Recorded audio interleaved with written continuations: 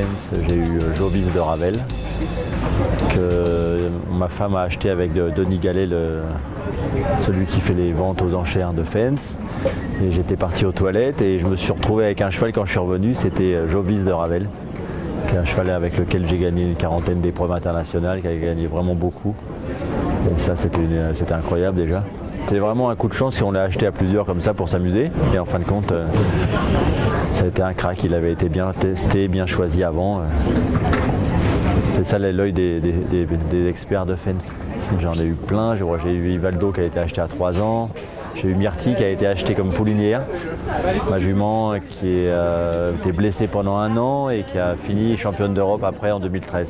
C'est pas mal quand même. Les gens qui trient les chevaux sont déjà des hommes de chevaux, et ils ont un coup d'œil depuis de nombreuses années. Ils ont déjà fait le tri, après il faut avoir le coup de foot quand on est sur place, mais il y a déjà du tri et des fois on n'a pas le temps de voir des chevaux partout. Et on est quasiment sûr d'avoir quelque chose de bien après.